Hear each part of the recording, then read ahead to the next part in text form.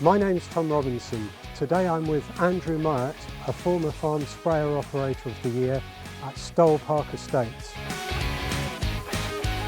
Last year, Corteva issued best practice advice for applying Inatreq. To illustrate this, we visited Andrew to see his approach to sprayer hygiene and maintenance.